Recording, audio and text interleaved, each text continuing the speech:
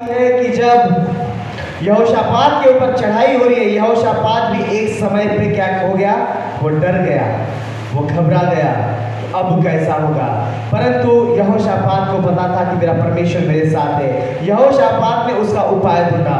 यहोशापात कहता है कि सब लोगों से उपवास का जो है वो प्रचार करो और उपवास करो, है ना। कई बार हम इन बातों को अपने जीवन के अंदर बड़े ही हल्के तरीके से लेते हैं कि उपवास करना क्या जरूरी है, प्रभु हमने प्रार्थना की तो हो जाएगा। नहीं, जब प्रभु यीशु मसीह के चेले एक दुष्ट आत्मा को निकालने गए, उनसे नहीं निकली। प्रभु यीशु मसीह के पास चले आके कहते कि हे गुरु क्यों नहीं निकली।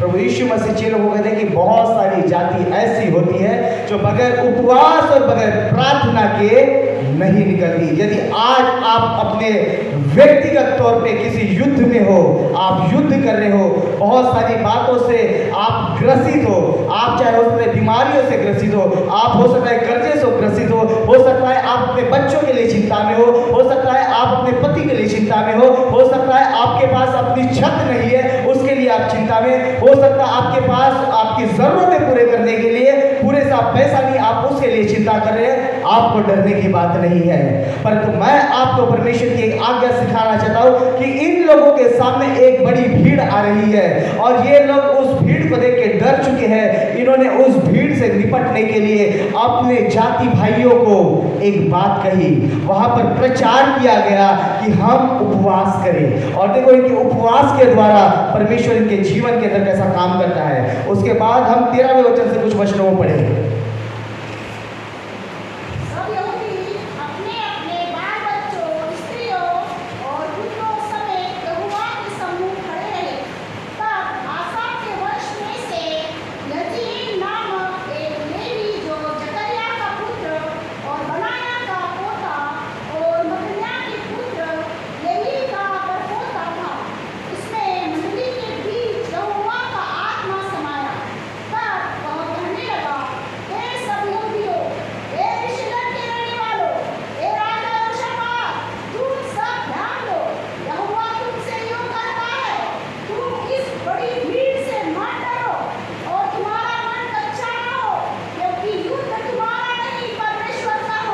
आमेन।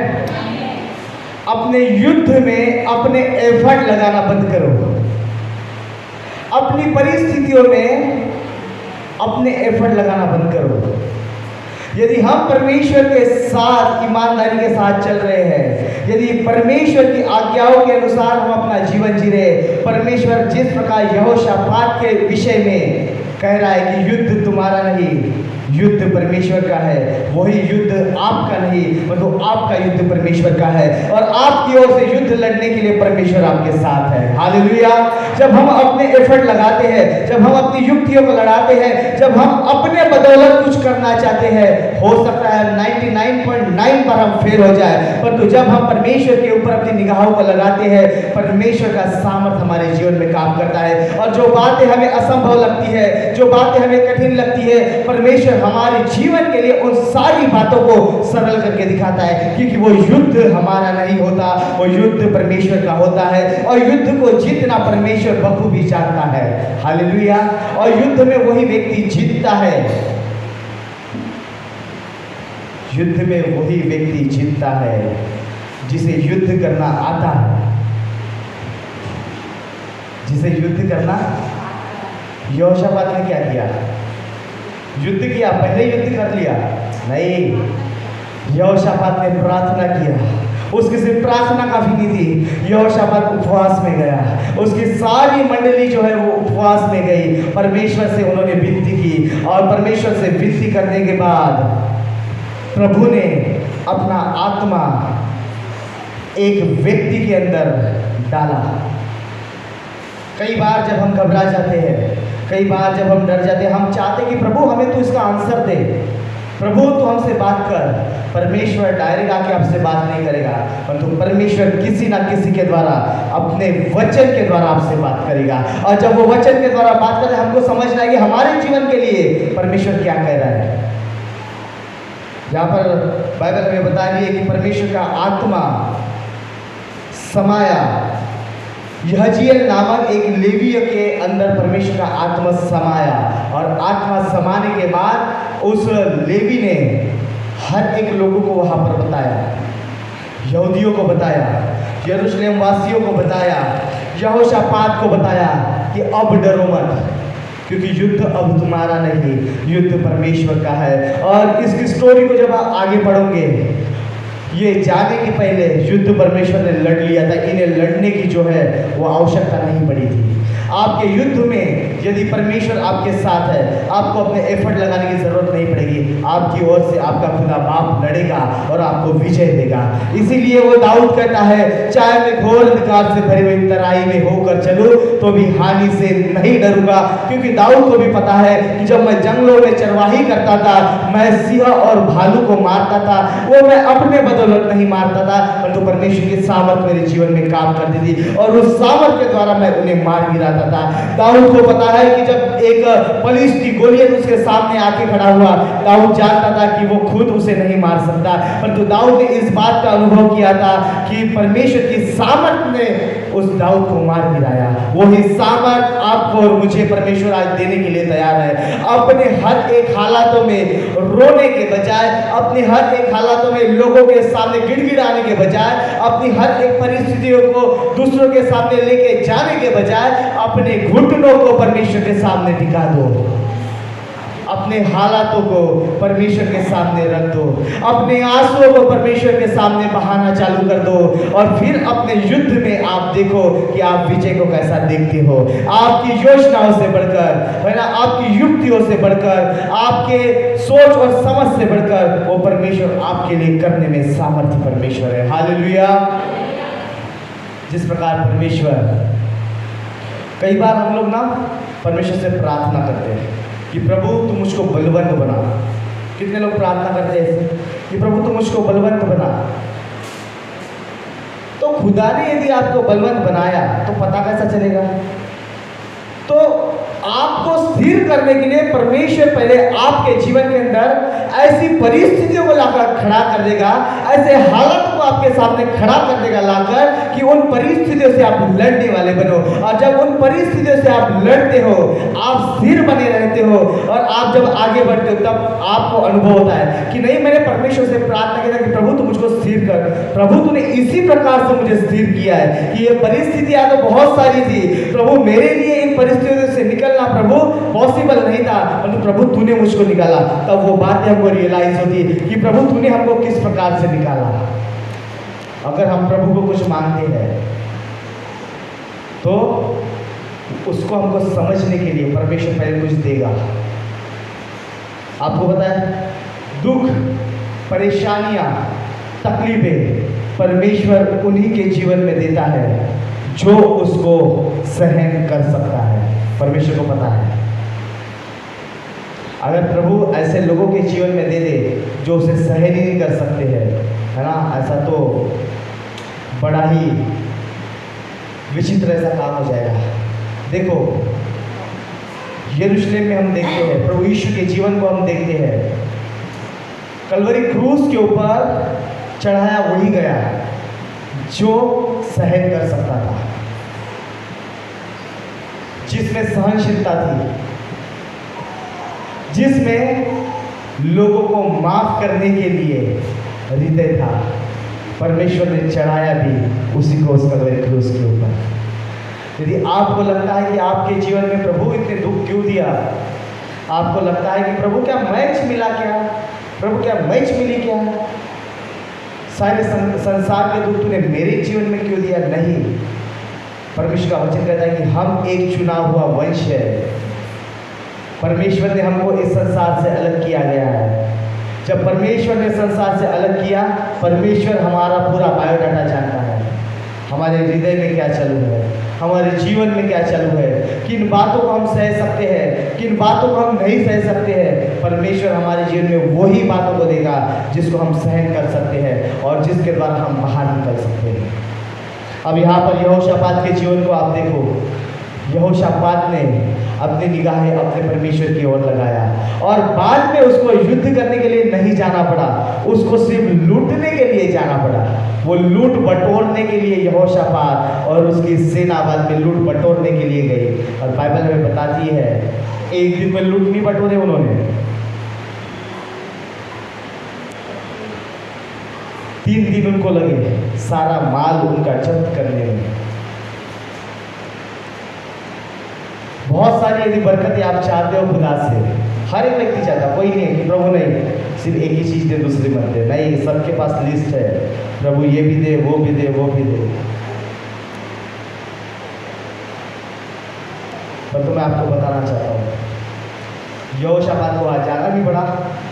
यहोशापात पहले परमेश्वर के पास गया, परमेश्वर के पास जाने के बाद अपने हर एक जाति भाई को उसने कहा कि हम इस प्रकार से उपवास करेंगे, और उपवास करने के द्वारा परमेश्वर ने उनके जीवन में काम किया। मैं आपको बताना चाहूँ, यदि हम में से कोई इन बातों को बड़े हल्के में लेता है, परमेश्वर की आज्ञाओं को नहीं मानता है, अपनी मनमानी में यदि हम जीते हैं, हम कभी आगे नहीं बढ़ने पाएंगे। जवानों के लिए स्पेशली ये बात है, अपने जीवन के अंदर यदि आप उद्देश्यों को रखते हो, परमेश्वर की हर एक छोटी आज्ञाओं को मानो, उपवास करो, प्रार्थना करो, अपने जीवन के लिए, अपने फ्यूचर के लिए, अपने परिवार के लिए, अपने एजुकेशन के लिए, और फिर खुदा की बरकत देखो कैसी आपकी जीवन में है ना आपके पीछे दौड़ कर आती है। लोगों को लगता है सारी बातें अपने आप हो जाएगी, अपने आप कुछ भी नहीं होता। दानियल भी अपने आप सिंह की मान से नहीं आया, परंतु उसके पहले उसने प्रार्थना किया। वहाँ जाने के पहले उसने परमेश्वर को धन्यवाद देना चालू किया। मैं अपने जीवन की आपको गवाही देना चाहता हूँ, मैं यहाँ खड़ा रहने के पहले ये मेरा परिश्रम है। कई दिन हमने उपवास में बिताए हैं, 3-3 दिन 3-3 रात कंटिन्यू उपवास में किया है। लोगों को लगता है कि यहाँ पर ऐसे आके खड़ा हुआ, नहीं, मेरी कॉलिंग है। आपको बताना चाहूँ, मेरी कॉलिंग है। परमेश्वर ने मेरे को संसार से अलग किया है, बिजनेस से अलग किया है। अपने आप में यहाँ पर आके खड़ा नहीं हुआ हूँ, मेरे पीछे परमेश्वर की योजना है। जब परिश्रम करते हैं उसका फल खुदा हमें देता है। जवानों के लिए और जवानों के मम्मी पापा के लिए कहना चाहूँगा, अपने बच्चों को कभी मत कहो कि आप कमज़ोर हो जाओगे। भलाई के बच्चों को समझाओ कि आपको उपवास करने, आपको प्रार्थना करना है, यदि आप उनके जीवन को आशीर्वादित देखना चाहते हो।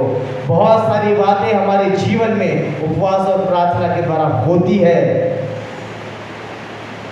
मैंने कुछ सालों पहले उपवास प्रार्थना चालू किया था कलीसिया के जवानों के साथ में, और बाहर उधर मनीष नगर साइड में, और उसका रिजल्ट आज मैं यहाँ पर खड़ा हूँ। नहीं थी हिम्मत यहाँ आके खड़ा होने की, परंतु वही उपवास, वही प्रार्थना मुझे हिम्मत दी। हमारे जवानों को भी उसी उपवास और प्रार्थना ने हिम्मत दी, और आज जवान हमारे यहाँ आके खड़े होने देखते हैं। उसके पीछे हमारा परिश्रम है, मेरे व्यक्तिगत जीवन के लिए मेरा परिश्रम है। लोगों को लगता है कि ऐसा ही हो गया, ऐसा कुछ नहीं हुआ। खुदा का फेवर मेरी ओर है करके यहाँ पर आके मैं खड़ा हूँ। हर एक के जीवन के लिए मैं कहना चाहता हूँ, अपने लाइफ में आगे बढ़ना चाहते हो, परमेश्वर की हर एक छोटी छोटी बातों को अपने हृदय के अंदर आप थामे रखो। वचन कहता, बाइबल हमें बताती है परमेश्वर हमारे किसी बलिदानों से जो है प्रसन्न नहीं होता, केवल धन्यवाद के। परंतु मैं आपको आज एक नई बात बताना चाहता हूँ कि जब परमेश्वर की हम आज्ञाओं को मानते हैं, है ना, भले ही फिर आप ज़्यादा प्रार्थना करने वाले लोग ना हो, भले ही आपको बहुत प्रार्थना करने नहीं आती हो, आप छोटे शब्दों में यदि प्रार्थना करते हो, परंतु परमेश्वर की आज्ञा के अनुसार आप जीवन जीते हो, परमेश्वर आपके जीवन के द्वारा वो प्रसन्न होगा। आपका जीवन उस परमेश्वर को ग्रहण योग्य होगा। ऐसा नहीं, कई लोग सोचते हैं कि बहुत लंबी लंबी प्रार्थनाएं कर लेंगे तो खुदा सुनेगा। हमको बुद्धिमान बनना है। परमेश्वर कहता है कि अन्य जातियों के नाई बकबक करने वाले ना हो, थोड़ी सी प्रार्थना करो पर हृदय से करो। जो भी परमेश्वर की आज्ञा कहती है उसको मानने वाले बनो, ताकि हमारे जीवन से कोई प्रसन्न हो या ना हो, वो खुदा बाप हमारे जीवन से प्रसन्न होना चाहिए।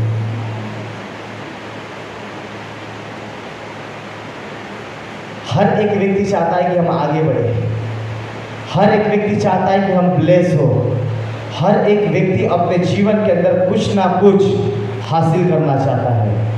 बाइबल हमें बताती है हम जो बोते हैं वही हम काटते हैं। यदि आप खुदा के साथ बैठ के अपना समय बो रहे हो, वो खुदा आपके लिए अपना समय निकाल के आपके बीच में आएगा। अगर आप अपने खुदा के लिए बेस्ट दे रहे हो, वो परमेश्वर आपको हर जगह बेस्ट देगा। आप कुड़कुड़ाओगे, वो खुदा भी आपके लिए कुड़कुड़ाएगा। जैसा दोगे वैसा ही रिफंड पाओगे। कल रात में प्रभु के एक दास ने मुझे एक मैसेज किया। उन्होंने अपना एक खूबसूरत वीडियो मुझे भेजा। उस खूबसूरत वीडियो में उन्होंने एक बात कही, हर रविवार बोले लोग कलीसिया में आते हैं, और आने के बाद बोले ये सिर्फ हमारे देश में होता है बोले कि लोग लेट आते हैं। अदर कंट्रीज में बोले लोग लेट नहीं आते हैं, और थोड़ा भी लेट आए तो परमेश्वर से बहुत बार माफी मांगते हैं बोले। और बोले हमारे लोग जब चाहे तब आते हैं बोले। हम परमेश्वर के लिए लेट करते हैं उसका कुछ नहीं बोले, परंतु जब परमेश्वर हमारी प्रार्थनाओं के उत्तर देने के लिए लेट करे तो परमेश्वर को हम कहते बोले कि प्रभु तो सुनता क्यों नहीं है।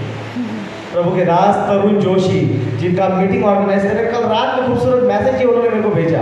पता नहीं उनको लगा होगा कि संडे है, कल कुछ ना कुछ ये भी जाके बोल दे, तो कुछ सिखाना चाहते होंगे वो दास। और सच में हमारे जीवन के लिए सीखने की बात है। जब प्रार्थनाएं खुदा नहीं सुनता है, जब प्रार्थनाओं के उत्तर लेट आते हैं, तो प्रभु को हम कहते हैं प्रभु तो सुनता क्यों नहीं है, तू क्यों लेट करता है। प्रभु भी कहता होगा रविवार को तो तू भी लेट जाता है, तेरा कुछ नहीं, तो मेरे ऊपर उंगली उठाता है। इसलिए कहावत कहेगी जब एक उंगली हम आगे पे उठाते हैं बाकी की हमारे ओर है। युद्ध में अगर आपको विजय को देखना है, अपने हालातों से आपको बाहर निकलना है, खुदा के साथ एक हो जाओ। उसकी छोटी छोटी आज्ञाओं को मानो, उसकी छोटी छोटी आज्ञाओं को मानने के द्वारा किसी मनुष्य को प्रसन्न ना करो, परंतु उस खुदा बाप को प्रसन्न करने वाले बनो, ताकि जब वो प्रसन्न होगा उसका फेवर हमारे जीवन के ऊपर आएगा, सारी बरकतें खुदा हमें देगा। जैसा यहोशापात के जीवन को हम देखते, वो युद्ध में नहीं गया परंतु वो लूटने के लिए गया और बहुत सारी लूट के आया। मैं आपको बता रहा, आप युद्ध में यदि हो, आप युद्ध लड़ने के लिए न जाओ, आप खुदा के साथ हो लो, आप बहुत सारी आशीषें, जैसे उन्होंने लूट को बटोरा, आप बहुत सारी खुदा से आशीषों को बटोरोगे और आपके पास रखने के लिए फिर जगह नहीं होगी कि प्रभु हम कहाँ रखें। ऐसी आशीषें, ऐसी बरकतें खुदा हमारे जीवन के लिए देने के लिए तैयार है। हालेलुया। जितने हथियार तेरे हानि के लिए बनाए जाए उसमें से कोई भी सफल नहीं होगा। यदि आप उन हथियारों के अपने जीवन के ऊपर सफल होने नहीं देना चाहते, सबसे उत्तम उपाय यह है कि अपना जीवन खुदा के हाथ में सौंपे, अपने जीवन को खुदा के हाथ में सौंप के उसके चरणों में बैठना सीखे। चरणों में बैठ के उपवासों के साथ अपने हालातों के लिए खुदा से अनुग्रह मांगना चालू करें, ताकि जब उसका अनुग्रह आएगा सारी बातों से हम छूट जाएंगे। जब उसका अभिषेक मिलेगा हमारे जीवन से जुए टूटते जाएंगे, हम आजाद होते जाएंगे और हमारा जीवन आशीर्वादित होता चला जाएगा। हालेलुया। क्या सीखे दो बातों से आप लोग?